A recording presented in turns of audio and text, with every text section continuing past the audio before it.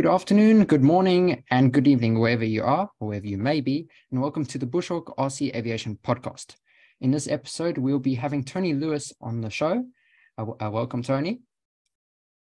Hello.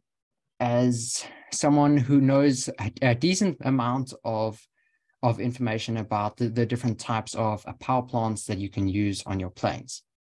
That is what we're going to be discussing today.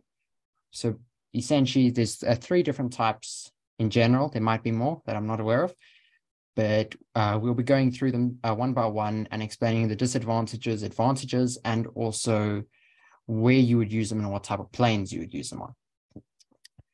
So to start off with, we're going to essentially cover the first three, or the types of power plants that there are. And Tony, would I be correct in saying that the main three would be nitro, petrol, and electric? We'll explain what those are a bit later. Yes, those would be the main three. And even more so, the glow fuel and the petrol could almost be considered one. Just because there's a lot more similar traits between those two, but they're vastly different from any kind of electric power plant. Yeah, for sure. They're both internal combustion engines. Correct. Where it makes the explosion inside the engine, which should generally happen. If it makes the explosion outside the engine, you got a bit of an issue. Yeah. Yeah. Okay. So, in your experience, what would you say is the most a popular one for people getting into the hobby, which is programming it? Nowadays, I think the most popular is electric. And I think there's a good reason for that. Electric is very, very convenient, and it's very easy to use.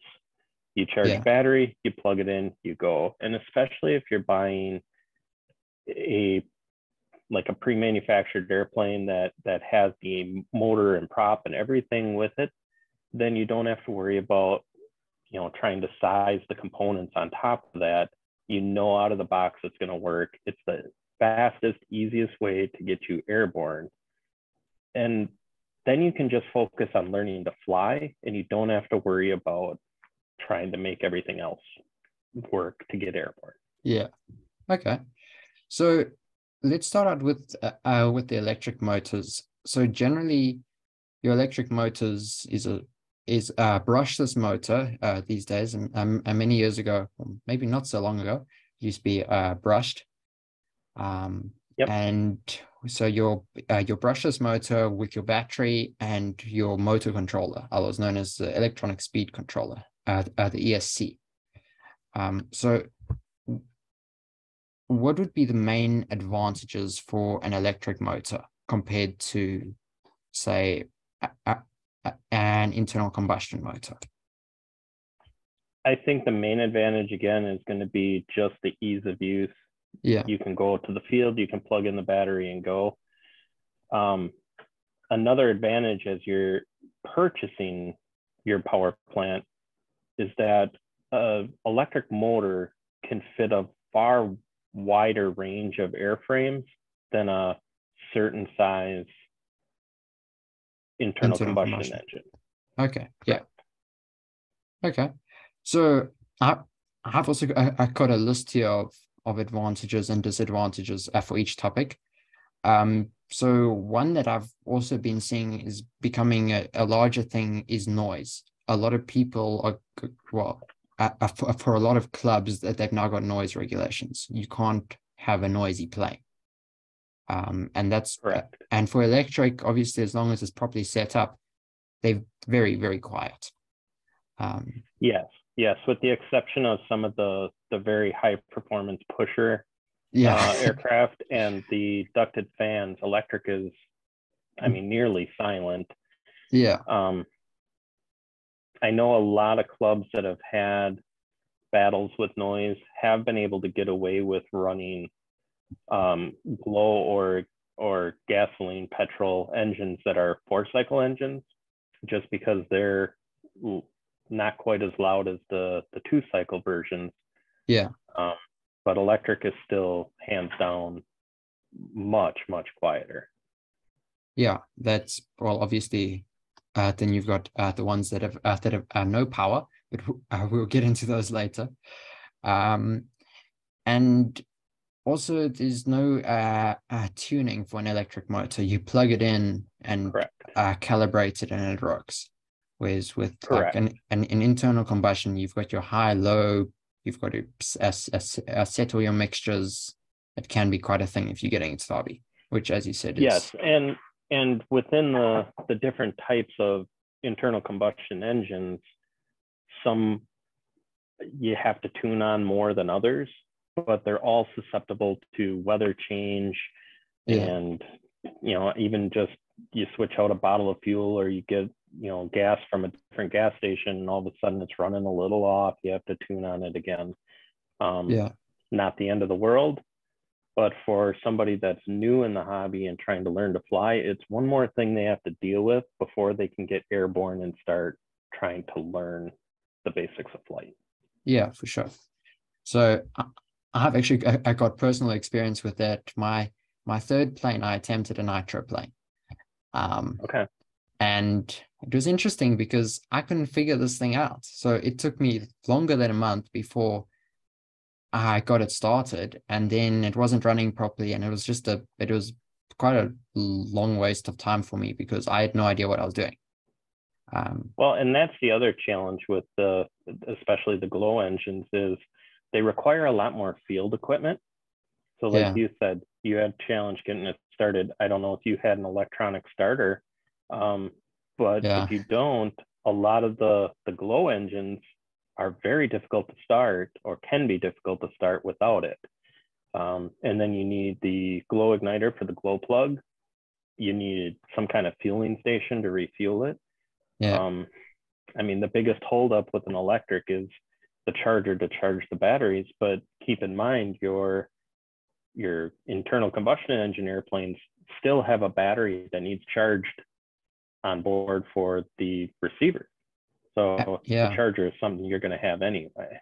Yeah, that's a true point. They might last a few more flights, those batteries, but they still do need to be recharged. You don't want it running flat halfway through a flight. That's very bad for the plane. Yeah, I can attest to that. And then I'm just running through my list here so we don't miss any topics. And then also, there's once you've purchased your electric setup and some batteries for it, there's essentially no running cost, which is also an advantage.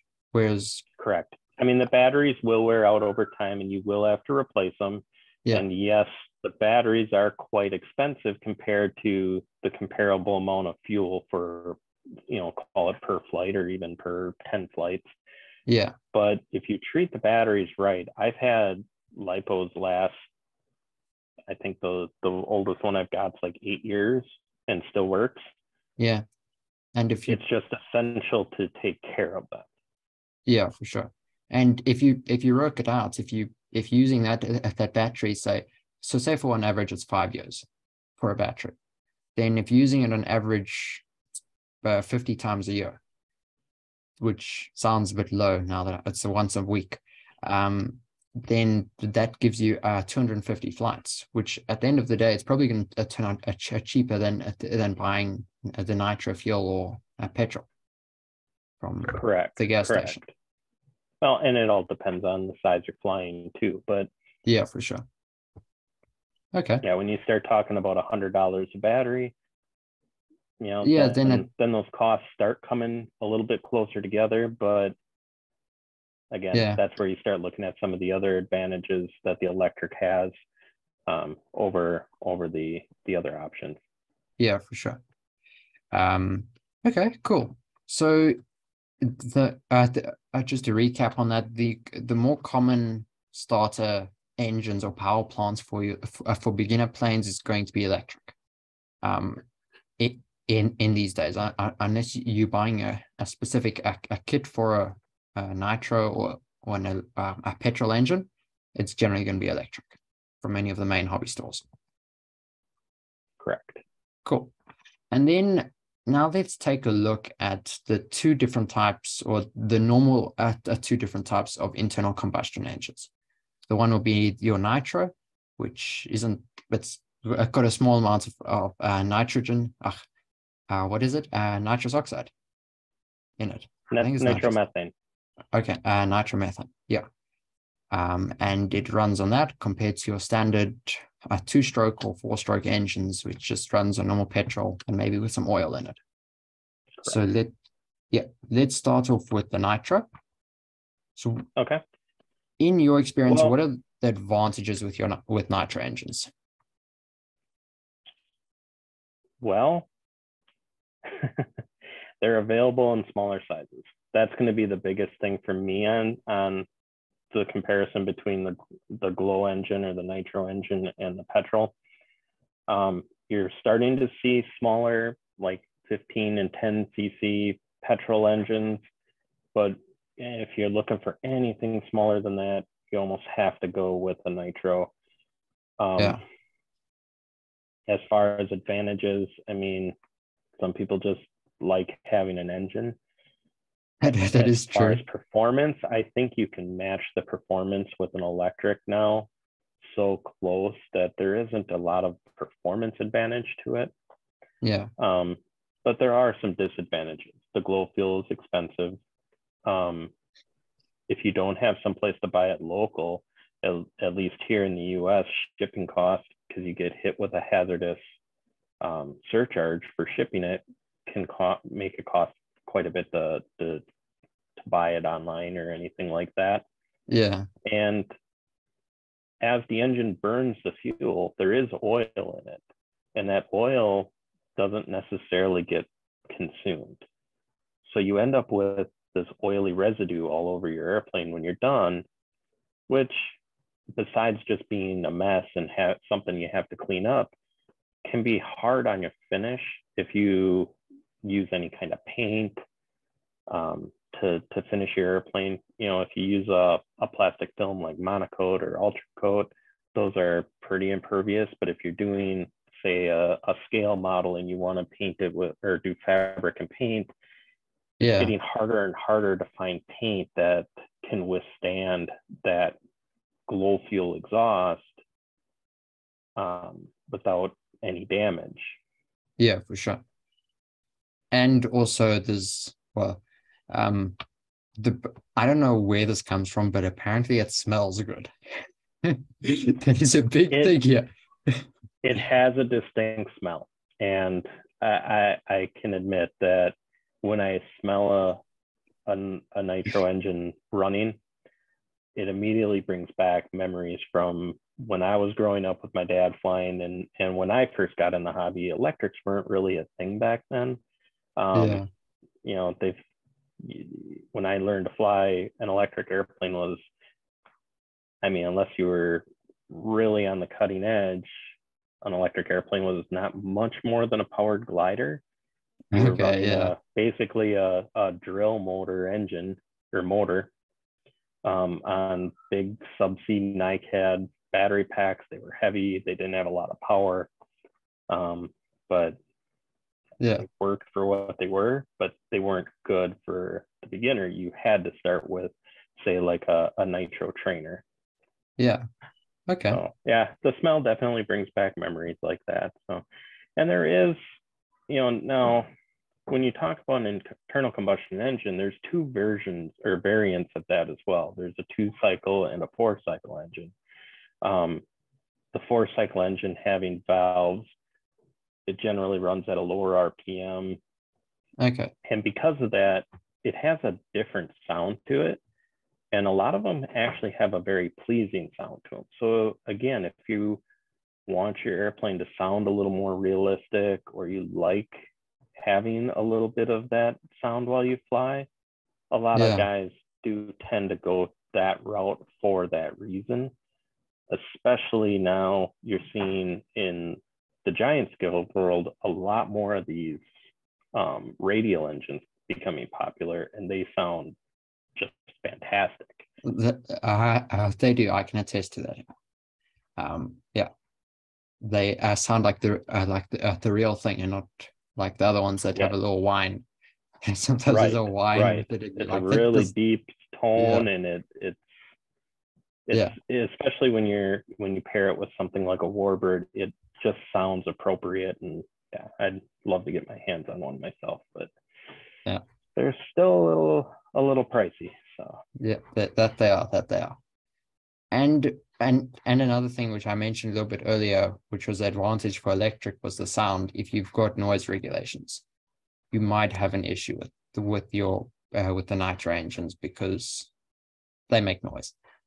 And yeah, some people, but there's been a few clubs in South Africa here where the people around it have been complained about the flying weed eaters, as they describe them. yep, So yeah, yeah, and that truly is an accurate description. It literally sounds like a weed eater or a chainsaw flying through the air. Um, not where you'd yeah, expect one.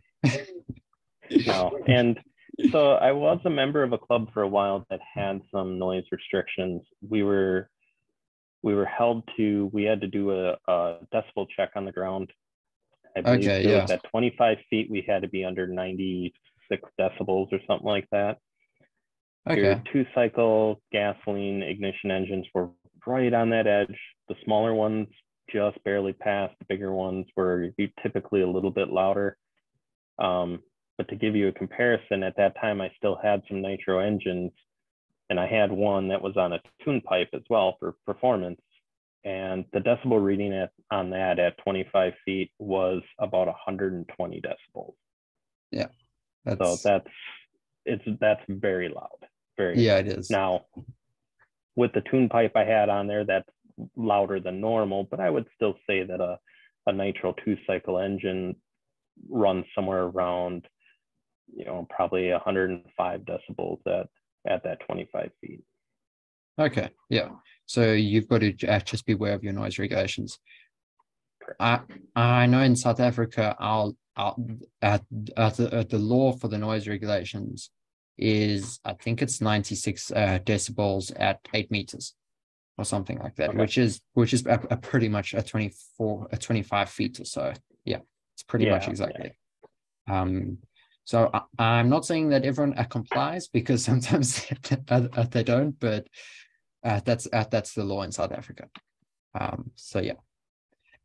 And then we've got your gasoline or petrol engines, which just run on standard fuel from the gas pump, and maybe sometimes with some oil in them for your 2-strokes. So once The again, biggest advantage with those yeah, over like the nitro is you have very little, we talked about that oily mess from the nitro engines. With the petrol engines, you have very, very little coming out to get on your airplane. It also seems to be less damaging to your finishes. okay, yeah, Where your nitro airplane, you have to clean it after every night. A lot of my petrol airplanes, I'll clean maybe once or twice a year. okay, yes. So just like It's a polish very, every once in a while. yeah, it's very minimal. You get a little bit of staining out of the exhaust, but again, if you're flying something like a warbird and that, they're all weathered anyway. I usually just kind of let it be, and like I said, every winter or so I'd clean it up when I put it away, and maybe halfway through the year I'd wipe some off, but Okay, it's yeah, it's very minimal. A lot of them now are running on electronic ignition, which means you do have an onboard battery pack for them, but it also means they're a lot easier to start. yeah. Um, I just one flick of the prop and it starts. Essentially, you don't have to right.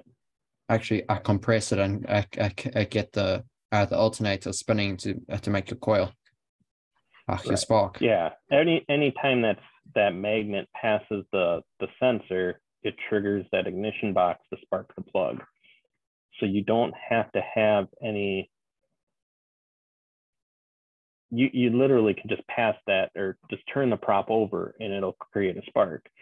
Yeah, The other engines, which are your magneto engines, which is what your chainsaw or weed whacker would have, since they don't have an onboard battery, it's charging that coil through that magneto. You yeah, have to get that that magnet on the flywheel, passing that to create that field, that magnetic field. And it has to pass fast enough to get your spark as well, which is why sometimes when you're starting the weed eater, it takes a long time. You pull and you pull and you pull. Yep. Yeah, exactly. The smaller ones, like the smallest I've seen in magneto, and I'm not saying that's necessarily for sure the smallest that's out there, but the smallest that I've seen or was popular were like the 23 and 26 cc Zenoas. And those you could hand prop fairly easily. Okay, yeah.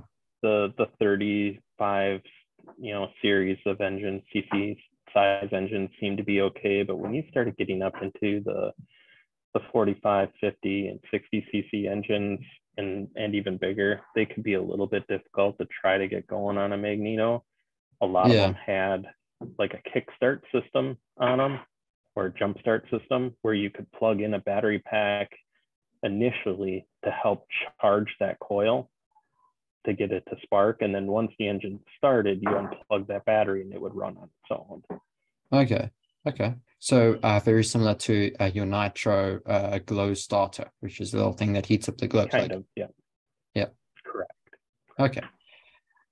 And then also your running costs on a petrol engines are probably going to be lower than nitro, because nitro fuel is expensive.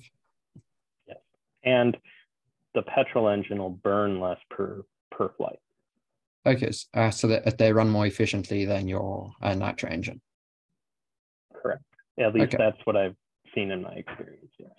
Yeah. Okay. And then once again, they've also got the same issue with noise, and they do need to be maintained and tuned every once in a while. Yes. They're generally less finicky, though. You don't have to tune the carburetors nearly as much. They're not quite as susceptible to weather change and things like that affecting their mixture or how they're running. Okay.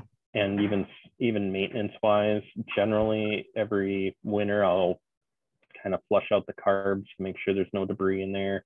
Inside the Walboro type carbs is a small mesh screen that tends to get debris on it, and that can cause some running issues. So you want to make sure that's clean. And then every now and then make sure the spark plug's good, or maybe change it out. But okay. Yeah, they're far less cantankerous than a nitro engine or something like nitro, that. Yeah. Okay. Cool.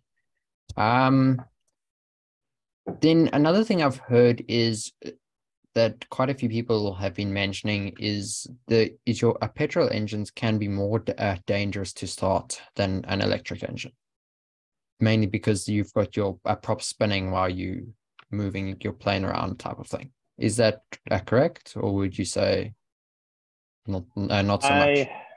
In my opinion, every airplane with a spinning prop poses the same danger. Yeah. A lot of people tend to get afraid of an ignition engine because you have to be right up there by the prop, but the engines can be relatively predictable.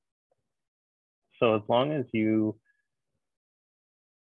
make sure you're following the right procedures and are very aware of what you're doing and what the engine's doing, yeah, you can minimize that risk greatly.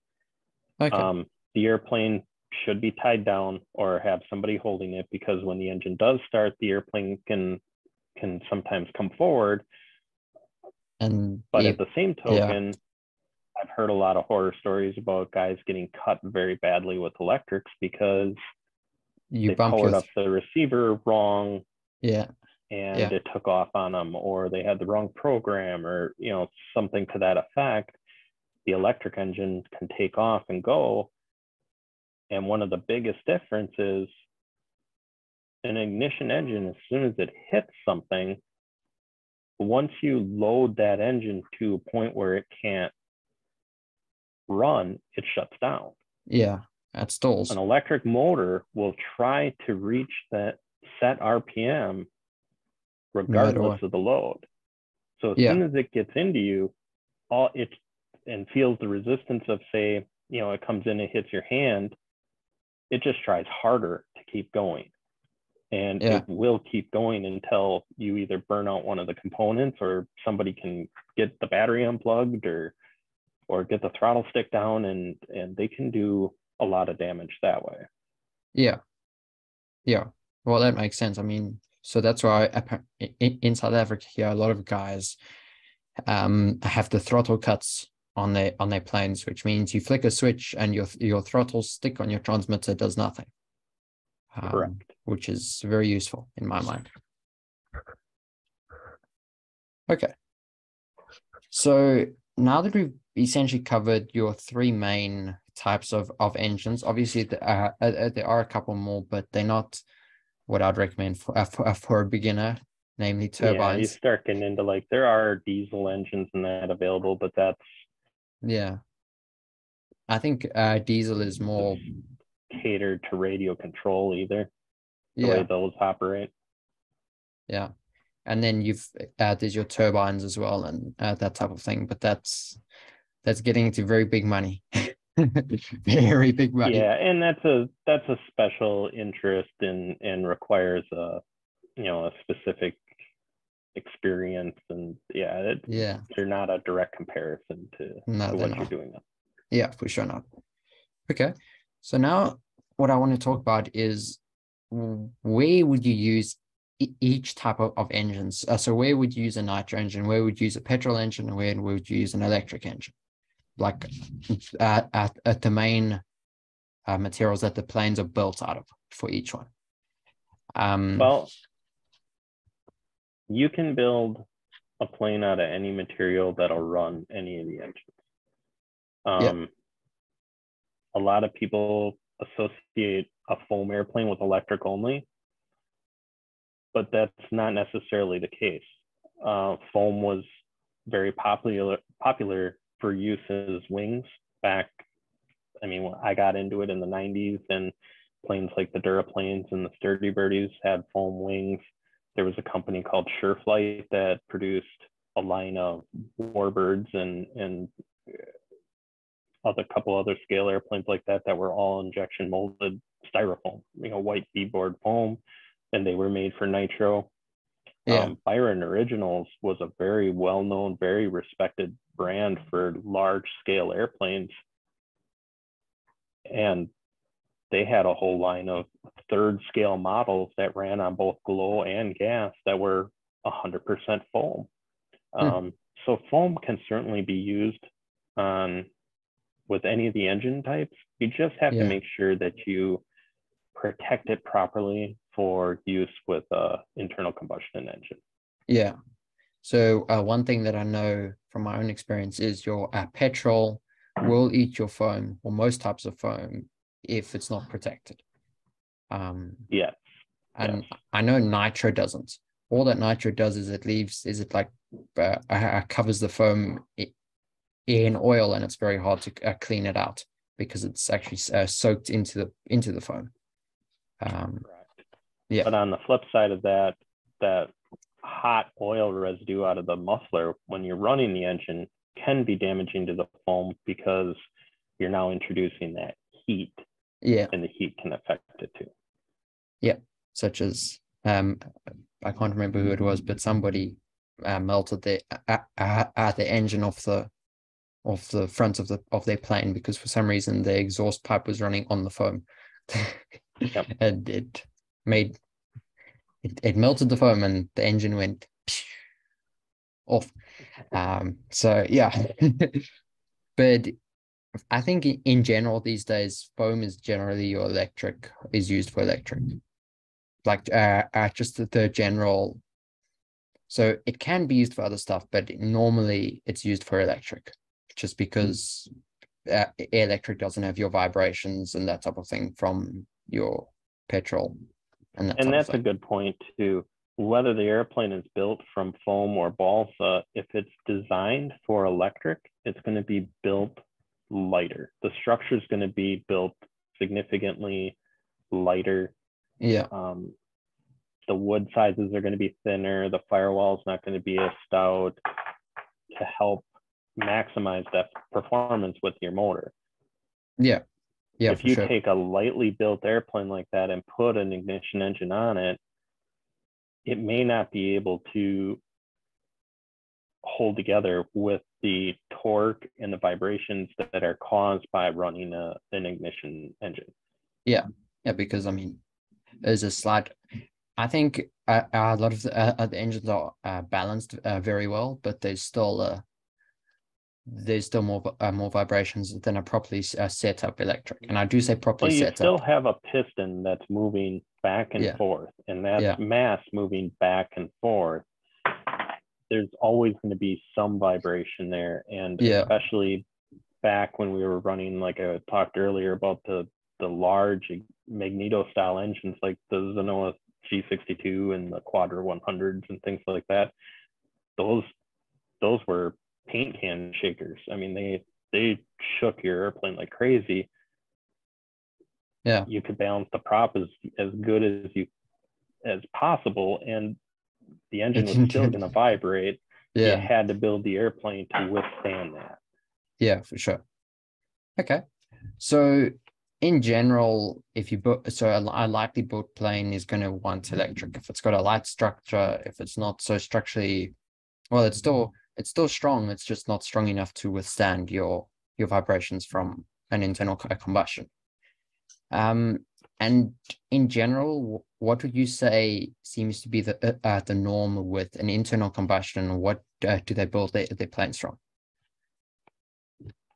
Most common for internal combustion engines are going to be your balsa built airplanes.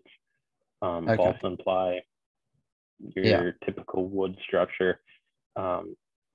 Again, getting into some of the bigger planes, you might see composite airframes as well, the fiberglass fuselages and either foam core or fiberglass wings.